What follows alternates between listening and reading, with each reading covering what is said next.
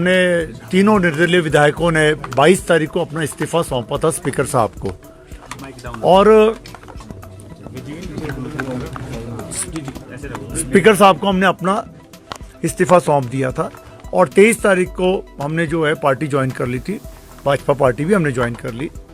और बार बार निवेदन के बाद भी जो है स्पीकर साहब जो है हमारा इस्तीफा जो है मंजूर नहीं कर रहे हैं। और एक हमें नोटिस प्राप्त हो गया इनकी ओर से, एक लंबा चौड़ा इन्होंने एक कहानी लिख दी उसके अंदर कि आप 3 निर्दलीय विधायक जो है किसी के दबाव में, 4-5 और कांग्रेस के विधायकों ने हमारी कंप्लेंट की है, जो अभी हमें नोटिस प्राप्त हुआ है कि हमें दबाव में ये इस्तीफा दिया है या हमारे पर कोई और किसी का दबाव है। तो हम ये बताना चाहते हैं कि हमने अपने स्वेच्छा से इस्तीफा दिया है, हम पर किसी का दबाव नहीं था और ना ही हमें कोई ल्यूर किया गया। तो ऐसे ऐसे जो आरोप लगाए जा रहे हैं हमारे पर, तो जो कि ये बिल्कुल गलत है। स्पीकर एक कॉन्स्टिट्यूशनल पोस्ट है और स्पीकर जो है अपने किसी के दबाव में आकर के अगर ऐसी नोटिसेस इश्यू करता है तो वो एक किस्म से लोकतंत्र की हत्या है। और बार बार आग्रह करने के बाद भी जो है, बार बार ईमेल करने के बाद, बार बार उनको रिपीटेड रिमाइंडर देने के बाद भी स्पीकर साहब ने कोई इस पर कार्रवाई नहीं की और उसके अवेज में एक हमें नोटिस निकाल दिया कि आप एक्सप्लेनेशन दो कि आपने इस्तीफा क्यों दिया। भाई हम इंडिपेंडेंट है, हम किसी पार्टी से बंधे हुए थोड़ी है। हमने जब इलेक्शन लड़ा था तो आपने अपना पार्टी का कैंडिडेट दिया था, हम उनको हरा करके आए हुए यहाँ पर। अगर इंडिपेंडेंट पार्टी के होते तो आप उससे एक्सप्लेनेशन मांग सकते हैं। आप एक इंडिपेंडेंट से आप कैसे एक्सप्लेनेशन मांग सकते हैं, आप बताएं मुझे। अगर कोई इंडिपेंडेंट एमएलए जीत करके आया है, उससे एक्सप्लेनेशन मांगने का कोई आवश्यकता नहीं है। स्ट्रेट फॉरवर्ड जब हमने अपना इस्तीफा दे दिया तो उनको मंजूर करके इलेक्शन कराने चाहिए। अब ये इलेक्शन से क्यों डर रहे हैं, क्या कारण है कि इस्तीफा मंजूर नहीं कर रहे हैं, ये इसी के विरोध में आज हम यहाँ बैठे हैं कि ये लोकतंत्र की हत्या ना करें, तुरंत हमारा इस्तीफा जो है मंजूर करें और पब्लिक मैंडेट लिया जाए, इलेक्शन किया जाए तीनों कॉन्स्टिट्यूंसी में, दूध का दूध पानी का पानी सामने आ जाएगा। ये कह रहे हैं कि आपको जो है 5 साल के लिए चुन के भेजा गया था, ऐसी क्या नौबत आई कि 1.5 साल में इस्तीफा देना पड़ा? पिछले 14 महीने में क्या हालात हुई हमारे, कितनी हमारे को जो बेइज्जती हुई हमारी, कितने हमारे मान सम्मान को जो है ठेस पहुंची है। ये ठेस मुझे नहीं पहुंची है, मेरे लोगों को पहुंची है, मेरी जनता को पहुंची है। हम अपॉइंटमेंट मांगते रहे, हमें 14 महीने अपॉइंटमेंट नहीं मिली। जो अनाउंसमेंट की, एक अनाउंसमेंट पूरी नहीं हुई। ऐसे तो कई वारदातें जो हम आपको बता सकते हैं। मेडिकल फाइलें क्लियर नहीं हुई, कोई 1 लाख रुपया मांगने जाते तो बोलते हमारे पास पैसा नहीं है, हमारी स्थिति ठीक नहीं है। अपने एमएलए को वो देते रहे जो पार्टी के, जबकि हम 3 इंडिपेंडेंट, हमें हमारा कोई कार्य नहीं हुआ। हमारे ऊपर लोगों को बिठा दिया गया जिनके बोलने पे कार्य होते हैं, जो अनकॉन्स्टिट्यूशनल था। तो ये सारी चीजें देखने के बाद मजबूर होकर के हमने हाथ जोड़ दिए कि हमें इस सरकार के साथ इस पोस्ट पे बैठने का कोई अधिकार नहीं है यदि हम अपना जनता का कार्य ना करें। 3.5 साल बचे हैं, जब हम अपनी जनता के पास जाएंगे, जनता पूछेगी कि आपने क्या कार्य किए, हम क्या जवाब देंगे जनता को? हम ये बोलेंगे कि हमारी बेइज्जती होती रही, हम बाहर चिट लेके बैठे रहते थे, अंदर जाने की परमिशन नहीं मिलती थी, बोलते थे अगले महीने मिलेंगे, अगले महीने मिलेंगे, 15 दिन बाद मिलेंगे, मिलने का समय नहीं मिलता था। तो इतनी जो हमारी जलीलत हुई है इन 14 महीनों में, तो हमने नैतिक अपना मन बनाया कि हम इस सरकार के साथ बिल्कुल नहीं, और इस कुर्सी पे भी नहीं बैठने का हमें अधिकार नहीं है। इस कुर्सी पे बैठने का जो जनता की दी हुई कुर्सी है, जनता के आशीर्वाद से हम कुर्सी पे बैठे हैं, और यदि हम जनता का कार्य नहीं कर सके तो हम इस पे बैठने का हमें कोई अधिकार नहीं है। आपका इस्तीफा भी स्वीकार नहीं होता है जी, अगला कदम क्या रहने वाला है? ये मैं साफ शब्दों में बताना चाहूंगा कि अगला कदम हम कोर्ट में जाएंगे और कोर्ट से फिर हम आग्रह करेंगे कि हमने अपनी इच्छा से, हम जब इस्तीफा दे रहे हैं और हमने इस पार्टी को, हमने भारतीय जनता पार्टी ज्वाइन कर ली और हम जो है अपने कार्यकर्ता के रूप में जाकर के लोगों का कार्य करेंगे, केंद्र मजबूत है तो हमारा प्रदेश पीछे को जा रहा है, तो हमने कोर्ट में जाना है और कोर्ट से आधे जो है पीएल फाइल करनी है कि भाई ये जो स्पीकर साहब है ये कॉन्स्टिट्यूशनल पावर का मिसयूज कर रहे हैं और आप आदेश दें और इस जो है हमारा इस्तीफा मंजूर करें। हाईकोर्ट जाएंगे या सुप्रीम कोर्ट जाएंगे? जैसे भी स्थिति बनती है, जैसे भी, बस तुरंत जाएंगे, तुरंत जाएंगे। अभी जो नोटिस जारी किया है आपको, उसमें कुछ टाइम मांगा है उन्होंने? उन्होंने हमें 10 तारीख का टाइम दिया है और उस नोटिस को मैं थोड़ा सा कुछ शब्दों में पढ़ करके सुनाऊंगा, ज्यादा नहीं, आपको उसी से सामने साफ बातें आपके सामने आ जाएगी कि 22 तारीख को हमने इस्तीफा दिया और 3 इंडिपेंडेंटों ने जो कांग्रेस को सपोर्ट दिया था उनको बीजेपी ने ल्यूर किया इलीगल तरीके से, थ्रेट से, फोर्स से और पूरे दबाव से। उन्होंने राज्यसभा में जो है जो वोटिंग जो है वो पार्टी के निर्णय के विरुद्ध कराई। अब आप बताएं कि इंडिपेंडेंट को अधिकार नहीं है? आज एक राज्यसभा का कैंडिडेट जो है बाहरला है, एक लोकल है, तो हमने अपने अंतरात्मा से लोकल व्यक्ति को हमने वोट दिया और हमारा अधिकार है, वो हमारा अधिकार है। सिर्फ उस बात से जो है सरकार नाराज होती है और आशीष भाई के ऊपर एफआईआर लॉन्च करती है, केएल ठाकुर के भाई और बेटे के ऊपर एफआईआर लॉन्च होती है, इनके कारोबार बंद हो जाते हैं, इनके घरों में पुलिस पहुंच जाती है और अधिकारी पहुंच जाते हैं। तो ये इस पूरे जो है कॉन्स्टिट्यूशन का, पूरे डेमोक्रेटिक का, पूरे लोकतंत्र का जो है गला घुटा गया। तो ये कारण है। फिर अब 10 तारीख का इंतजार करेंगे उससे पहले? बिल्कुल नहीं करेंगे, क्योंकि हम इंडिपेंडेंट हैं, हम किसी पार्टी के बंधे हुए नहीं है जो हम इनको जवाब देंगे। हम क्यों इनको जवाब दें? हम क्यों इनके पार्टी के थोड़ी बंधे हुए? हम अपनी स्वेच्छा से हमने इस्तीफा दिया है और स्पीकर साहब को ये जो है नोटिस निकालने से पहले सोचना चाहिए था कि ये इंडिपेंडेंट है, किसी उनकी पार्टी के सदस्य नहीं है हम।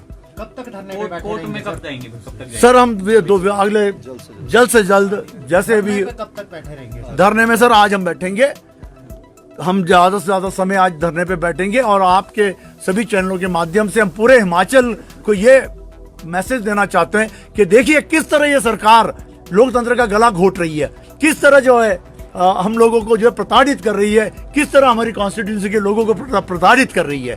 ये मैं आपके सभी चैनल के माध्यम से बताना चाहता हूँ। स्पीकर से और मिलेंगे किसी धरने पे हम बैठे रहेंगे और ये मैसेज स्पीकर तक तो जाना ही जाना है, आपके माध्यम से, आपके चैनलों से, हर जगह ये मैसेज जाएगा, पूरे हिंदुस्तान में जाएगा। और हम फिर एक बार, क्योंकि माननीय स्पीकर साहब जो है इन्होंने अपना जो है पावर्स का इस्तेमाल करना चाहिए और हमारा इस्तीफा तुरंत जो है मंजूर करना चाहिए।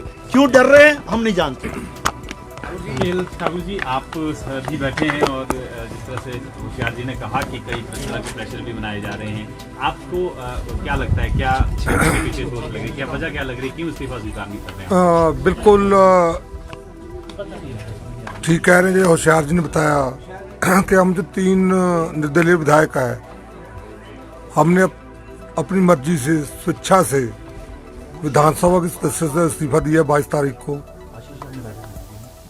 नॉर्मली जो होता है इस्तीफा जो होता है 24 घंटे के अंदर जो माननीय अध्यक्ष महोदय होते हैं विधानसभा के, स्वीकार करते हैं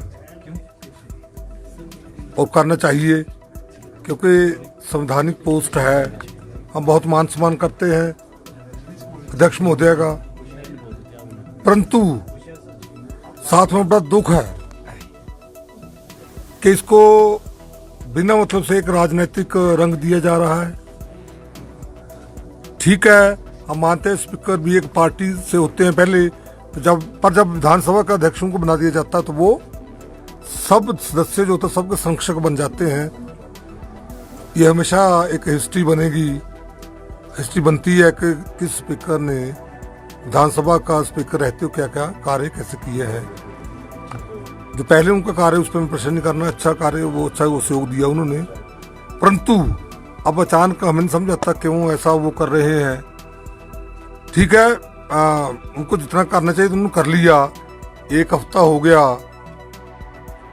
हमने रिमाइंडर भी दिया कि हमारे स्पीकर जो रिजाइन स्वीकार करिए, परंतु अभी तक कोई उसका ना तो स्वीकार तो नहीं किया, परंतु साथ उसके उल्टा हमें नोटिस थमा दिया।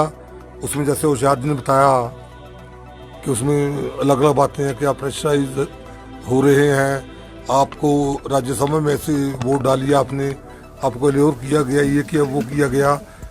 तो मैं आप सबके माध्यम से और तीनों की तरफ से कहना चाहता हूँ कि दुनिया की कोई ऐसी ताकत नहीं है जो हमें प्रेशराइज कर सके, एल्योर कर सके। हम अगर डरते हैं उससे, भगवान से डरते हैं या जो हमारी जनता है नालागढ़ जिसकी हमें या देरा की ओर होशियारपुर जो इनकी हमीरपुर की है, जिन्होंने हमें जिताया है, उनके लिए ही हमारा दायित्व है और उनसे ही हम उनकी बात हम मानते हैं। तो इसलिए किसी पॉलिटिकल पार्टी का प्रेशर हमारे ऊपर नहीं था, ना है। प्रश्न ये है सर, अगर प्रेशर नहीं था, क्योंकि मुख्यमंत्री भी कह रहे हैं, तो राज्यसभा के जिस दिन चुनाव हुए उसके बाद से आप बाहर क्यों रहे, हिमाचल से बाहर क्यों रहे काफी दिनों तक, ये प्रश्न उठा है। मुख्यमंत्री भी बार-बार बिल्कुल कह रहे हैं। बिल्कुल अच्छा प्रश्न है आपका। बाहर हम इसलिए रहे क्योंकि जैसे ही हमने वोट डाला हमें फोन आने शुरू हो गए। जब हमें फोन नहीं कर पाए तो हमारे जो लोग जानने वाले थे उनके ऊपर प्रेशर डालना शुरू हो गया, बताइए क्या है, कहाँ है, कैसे है।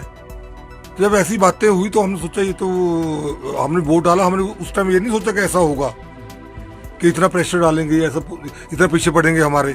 हम तो वोट जैसे होशियार ने बताया कि हमें चूज करना था क्योंकि हम थे इंडिपेंडेंट, ठीक है। सपोर्ट हमने सरकार को किया, हम कांग्रेस पार्टी थोड़ी ज्वाइन की थी, सरकार को सपोर्ट किया था issue based in the interest of हमारी रिस्पेक्टिव कंस्टिट्यूएंसीज, उनके लोगों के हित में कि वहाँ लोगों के विकास के कार्य होंगे, हमारे युवाओं को नौकरियां मिलेंगी जो मिलनी चाहिए, जो जिसके पात्र हैं, विकास के कार्य होंगे। क्योंकि हमें लोगों ने चुना था, हमने कार्य करवाए थे और आगे को इसलिए चुना, आगे कार्य करवाएंगे। तो हमने जनहित में, अपनी कंस्टिट्यूएंसी के हित में, हमारी कंस्टिट्यूएंसी में विकास के कार्य हों, वहाँ हमारे युवाओं को, क्योंकि हमारी सरकारी नौकरियां भी मिले और प्राइवेट सेक्टर में भी, क्योंकि जो हमारी इंडस्ट्री है वहाँ, तो वहाँ भी नौकरी मिले। परंतु हुआ बिल्कुल उल्टा। मैं ये कह सकता हूँ 14 महीने में एक भी विकास कार्य अपनी कंस्टिट्यूएंसी से कह सकता हूँ, दूसरे मैं अपने दूसरे निर्दलीय भाई इनसे बहुत डिस्कस करता हूँ, एक भी विकास कार्य नहीं करवा पाई सरकार। वो जो कार्य हो रहे हो पिछली सरकार के समय के जो स्वीकृत थे वही कार्य हुए। नए ढंग से एमएलए फंड के अलावा कोई भी कार्य नहीं किया। एमएलए फंड का भी वो हमेशा यही करते हैं कि रोकने की कोशिश करते थे, जब प्रेशर डलता था तब वो रिलीज करते थे। तो ये जब सारी ऐसी बातें थी तो हमें मुझे नहीं लगता था कि हम ऐसी सरकार के समय विधायक रहते, हम विधायक रहें और विधायक रहते हुए 5 साल बाद लोगों के पास जाएं तो लोग कहेंगे ठीक है जी, आपने बड़े काम किए थे पहले 5 साल बेशक पिछले 5 साल भाजपा की सरकार थी, हम विधायक नहीं भी थे।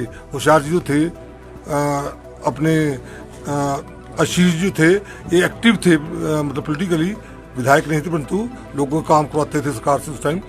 तो उस टाइम हमने खूब काम करवाए। जब खूब काम करवाए तो तभी लोगों ने जिताया हमें। तो 5 साल लोगों को उम्मीद थी कि और काम करवाएंगे ये। 5 साल बाद जब हमने जाना था, 14 महीने का जो हमने देखा ना कि हो नहीं रहा कुछ, तो उस समय हमने क्या बताना था 5 साल क्या किया हमने। तो हमारे लिए अच्छा समय था। राज्यसभा में हमने अंतरात्मा की आवाज की। आशीष जी, आप सवाल है कि आपकी लगातार हो रहा है, आरोप भी यहाँ पे लगे हैं, उसका आपके जो त्यागपत्र सरकार यहाँ पे नहीं किया रहा है, क्या कहना है आपके? देखिए, सबसे पहली बात तो ये है कि जब ये 27 तारीख को सारा घटनाक्रम घटा है, जो राज्यसभा की सीट के लिए जो कांग्रेस के कैंडिडेट थे और जो भाजपा के कैंडिडेट थे, तो हमने भारतीय जनता पार्टी के जो कैंडिडेट हैं उनको हमने वोट डाला और वो अपनी मर्जी से डाला, क्योंकि जैसे कि केएल ठाकुर जी ने और होशियार सिंह जी ने बताया कि हमारा अधिकार है कि हम किसी को भी मत दे सकते हैं। और हमारा जो स्टेट है, आप भली भांति जानते हैं, हम सनातन धर्म को मानने वाले हैं और हम उस व्यक्ति को कैसे वोट कर सकते थे जो राम मंदिर के खिलाफ मुकदमा लड़ रहा हो। तो ये मुझे लगता है अगर मैं अपनी फील्ड में जाके भी लोगों से पूछूंगा कि भाई आप बताइए कि मैं किसको, क्योंकि मैं अगर वोट कर रहा हूँ तो अब मुझे कंस्टिट्यूएंसी ने, जो मेरे लोग हैं उन्होंने चुन के भेजा है यहाँ पे, और उनकी भावनाओं को देखते हुए मैंने मत जो डाला, हम तीनों ने जो वोट डाला वो डाला हर्ष महाजन जी को, जो कि हिमाचल के हैं और वहाँ पे राज्यसभा में चुन के जीते। और चुन के भी इस तरह से जीते, आप भली भांति जानते हैं, 34-34 हुए। और जब पर्ची डली तो हर्ष महाजन जी जीते। ये प्रत्यक्ष रूप से ईश्वर ने अपनी उपस्थिति दर्ज की और हमें भी उससे हौसला मिला कि जो हमने निर्णय लिया है भगवान हमारे साथ है। दूसरी बात, जब ये सारा प्रकरण हुआ उसके बाद मुख्यमंत्री जी ने झूठे मुकदमे दर्ज करना शुरू कर दिए जो मेरे परिवार का कारोबार है, चाहे कंस्ट्रक्शन कंपनीज हैं, उनको वहाँ पे काम कार्य जो हैं रुके हुए हैं, मतलब जो कार्य चले हुए थे उनको बंद कर दिया। जो भी मतलब जितना भी प्रताड़ित कर सकते हैं वो हमारे परिवारों को और हमें किया गया। और ये हमने फिर निर्णय लिया कि हमने इस सरकार का साथ बिल्कुल भी नहीं देना है, क्योंकि ना तो इनमें कार्य करने की क्षमता है सरकार में, और पिछले 14 महीने से जिस तरह से विकास कार्यों की जो हालात हैं पूरे प्रदेश में, आज की डेट में कोई भी पूरे प्रदेश में जो काम चले हैं, चाहे वो पीडब्ल्यूडी में चले तो पीएमजीएसवाई या नाबार्ड के चले हैं, स्टेट हेड में कोई पैसा ना स्वीकृत किया गया। पिछले 14 महीने में हमने बहुत बार कोशिश की, मैंने तो करीब 8 महीने से कोशिश की माननीय मुख्यमंत्री जी से मिलने की, लेकिन एक बार भी उन्होंने मुझे समय नहीं दिया। उल्टा जब मैं सचिवालय में गया तो 4 विधायकों के सामने मुझे ये बोला गया कि 3 महीने बाद 12 तारीख को आइए, तब आपसे मुलाकात होगी। तो ये मुझे लगता है ये मेरा अपमान नहीं है, ये अपमान जो हमीरपुर की मेरी देवतुल्य जनता है जिन्होंने चुन के भेजा है मुझे, उनका अपमान है, और मैं अपनी जनता का अपमान नहीं सह सकता हूँ। मैंने ये फैसला लिया, हम तीनों ने ये फैसला लिया, और अपना जो इस्तीफा है हमने माननीय स्पीकर साहब को दिया। लेकिन दुर्भाग्य की बात है कि कॉन्स्टिट्यूशनल पोस्ट पे जो ये बैठे हैं स्पीकर साहब, ये एज ए पार्टी कार्यकर्ता काम कर रहे हैं, जो कि अभी तक पिछले 22 तारीख के बाद इन्होंने अभी तक मंजूर नहीं किया। तो आज हमने ये धरना प्रदर्शन जो किया इनके विरोध में किया है, ताकि जल्द से जल्द जो है हमारा इस्तीफा मंजूर किया जाए। सरकार की वैसे भी हालात जो है पूरे प्रदेश में लोकप्रियता जो है खत्म हो चुकी है, सरकार की लोगों का विश्वास उठ चुका है, और हम चाहते हैं कि जिस तरह से पूरा देश प्रगति की ओर आगे बढ़ रहा है माननीय नरेंद्र मोदी जी के नेतृत्व में, हम भी जो लोगों के सेंटिमेंट्स हैं उनको देखते हुए हमने ये फैसला लिया है, ताकि जो हमारे नौजवान लड़के जो बेरोजगार बैठे हैं, जब 27 तारीख के बाद ये प्रकरण हुआ उसके बाद माननीय मुख्यमंत्री जी को जितना समय मिला 5-6 दिन का, जब तक आचार संहिता नहीं लगी हुई थी, इन्होंने जल्दबाजी में सबसे मिले, चाहे JOIT 817 के थे, SMC टीचर्स के मुद्दे थे, सबसे मिले और इन्होंने हल करने की कोशिश की। लेकिन 14 महीने से जब भी इनको बोलते थे तो इनके कान पे जूं नहीं रेंगती थी। आशीष जी, क्योंकि प्रश्न इसलिए थोड़े उठ रहे हैं क्योंकि 14 महीने जिस तरह से आपने कह रहे हैं कि 14 महीने तक आपका तिरस्कार हुआ, लेकिन आप लोगों ने पहले कभी इसका जिक्र नहीं किया। राज्यसभा चुनाव के वक्त ही ये मामला जो है सामने आया। देखिए, जब मैं इंडिपेंडेंट चुना हुआ हूँ, ये भी इंडिपेंडेंट है, हम या तो पक्ष में होते या विपक्ष में होते। अगर विपक्ष में होते तो शायद जोर से अपनी आवाज उठा सकते थे जो भी चला हुआ था, लेकिन हमने बड़े पेशेंटली ये सोचा कि नहीं, अभी ठीक होंगे हालात, अभी ठीक होंगे। हमने बहुत कोशिश की, बहुत इंतजार किया, और आप खुद सोचिए कि जब माननीय मुख्यमंत्री जी बोलते हैं मैं गरीब आम परिवार से हूं, हम लोग भी आम परिवारों से उठे हुए हैं, हमारे भी कोई लेगेसी नहीं है पीछे, अब खुद के दम पे आए हैं, लोगों के आशीर्वाद से, महादेव की कृपा से यहाँ तक पहुंचे हैं।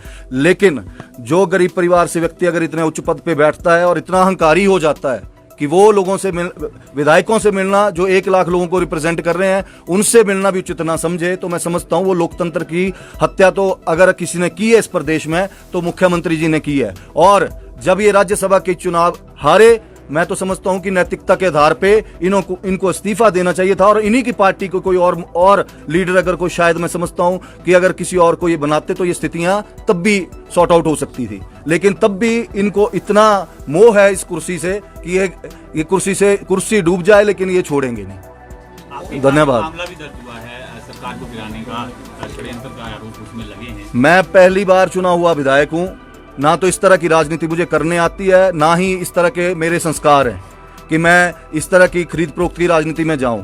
दूसरी बात, कोई भी ऐसा विधायक नहीं है 9 में से जिसको कोई खरीद सके। अपनी स्वेच्छा से मान सम्मान की लड़ाई है, और मान सम्मान की लड़ाई जनता के बीच में जाके लड़ी जाती है। अगर इतना ही प्रदेश सरकार को और मुख्यमंत्री जी को अपने ऊपर भरोसा है तो इस्तीफा मंजूर करें, और मुख्यमंत्री जी के गृह जिले से हूं मैं, वहां पे आएं, चुनाव प्रचार करें, लोगों के बीच में जाएं। लोकतंत्र है और लोग ही फैसला करते हैं कि हमने गलत किया कि सही किया है, और अगर हमने गलत किया होगा तो हम हारेंगे और नहीं आएंगे, और अगर सही किया होगा तो लोग इनको बताएंगे कि क्या इनके कर्म है, जो इनको कर्मों का जो लेखा जोखा है वो यहीं पे बहुत जल्द देना पड़ेगा। और इसके अलावा एक और भी बात है, इस सारी बातों के अलावा हमारी एक और बात थी, सबसे बड़ी बात हम तीनों की लगभग, कि हम सब जो सरकार हर फ्रंट पे फेल थी विकास कार्य ले लो, युवाओं को नौकरियां देने के ले लो, हमारी विचारधारा भी तीनों की भाजपा की थी, तो ये भी हमारे लिए एक मौका था। तो हमने इसलिए भाजपा के कैंडिडेट को राज्यसभा में वोटिंग की है अपनी अंतरात्मा की आवाज से। अगर हम कांग्रेस के कैंडिडेट को वोट करते तो शायद लोग जो हमारे कंस्टिट्यूएंसी कहते हैं आपने क्या कर दिया, ये बहुत बड़ी बात थी। तो इसलिए बिना प्रेशर से जो हमारी अंतरात्मा ने कहा, जो हमारी विचारधारा थी, सरकार फेल थी, सरकार काम नहीं कर पा रही थी, तो इसलिए हमारे उस टाइम मौका था। आप कह रहे थे ना कि अभी क्यों किया आपने ऐसा, अभी हमारे पास एक मौका था। 14 महीने वेट किया, सरकार शायद काम करे। और जो थोड़े बहुत काम, कोई ट्रांसफर 2-4 होनी थी, फिर वो भी नहीं होनी थी हमारी, इसलिए हम चुप रहे। जब मौका मिले तो हमने वो काम किए जो हमें करना चाहिए था, इसलिए हमें खुशी है। धन्यवाद।